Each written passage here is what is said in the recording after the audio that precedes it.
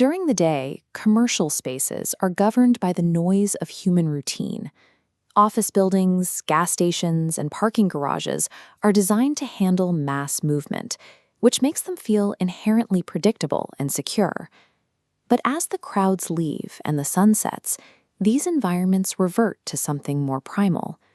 The graveyard shift strips away the noise, leaving a psychological vacuum where every stray shadow feels like a presence. We call this architectural horror. It occurs when the physical structures we instinctively trust, the hard geometry of our workplaces, take on a hostile character once they are entirely devoid of life.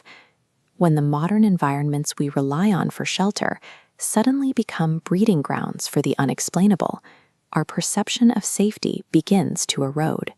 The architecture of the night shift reveals a dark irony.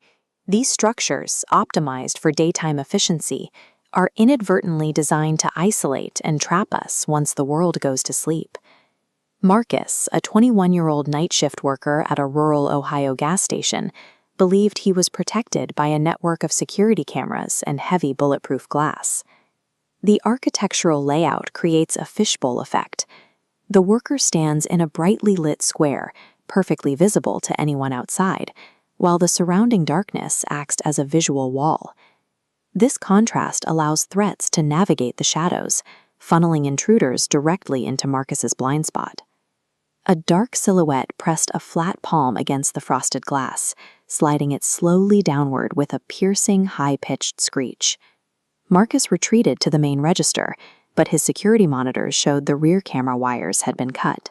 He looked up to see the man standing at the main glass entrance, staring directly at him with a wide, unblinking smile. Transparent architecture offers a lethal, false sense of security.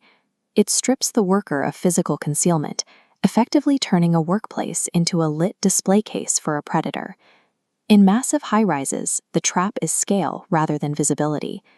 A security guard named David was tasked with monitoring an Atlanta office tower, including the 14th floor, a bankrupt, locked-off sector that had been vacant for months. At 3:15 a.m., the building's internal logic failed. The motion sensor lights on the unpowered 14th floor suddenly clicked on, and David watched a dark shape move past the security camera. He took the elevator up to investigate. When the doors opened, the floor was a pitch-black concrete maze. The motion lights had already timed out, forcing David to step into the dust with only his flashlight. As he walked deeper into the floor, he heard a sound that didn't belong in a vacant building. From a dark, windowless corner came the frantic, mechanical clicking of someone typing on a keyboard. David found a woman sitting cross-legged on the bare concrete. She had no computer. She was violently tapping her bare, bleeding fingers against the stone, mimicking the motion of a typist in the dark. After the woman's head snapped around to look at him, David fled. The next day, the security tapes showed him walking through the floor alone, until the moment he turned to run, when a dark, formless distortion rose from the floor directly behind him. In the context of a massive, empty building, an isolated floor becomes a closed ecosystem. In these dead zones, the predictable logic of the office, where typing requires a computer and shadows require a light source, simply ceases to function. Subterranean spaces present the ultimate dead end. Sarah, a hospital data analyst, finished her shift at 2 a.m. and descended to the P3 basement level of an underground parking garage.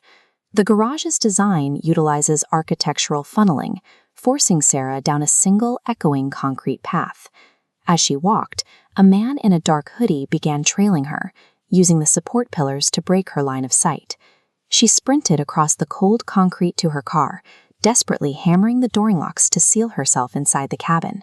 She started the ignition and checked her backup camera. The man in the hoodie was gone, but the screen showed a second, half-naked man crawling out from beneath her rear bumper. While the man underneath her car waited, the first stalker suddenly lunged at her driver's side window, smashing the glass with a heavy crowbar. Sarah floored the gas and peeled out, narrowly escaping the garage as the men gave chase. Subterranean architecture strips away peripheral escape routes. It weaponizes the environment, turning the very ground beneath your feet into a hiding place for anyone waiting in the dark. The psychological damage from these architectural traps is often permanent. Marcus and David resigned within days of their encounters, and Sarah still refuses to enter an underground parking garage alone. These encounters suggest that our trust in commercial architecture is a fragile convenience. The very walls and windows we rely on for security are easily turned against us by anyone willing to inhabit the shadows. It forces you to look at your own surroundings with fresh suspicion. In the silence of the night shift, it's worth wondering what might be watching you from the corners of your own seemingly safe spaces.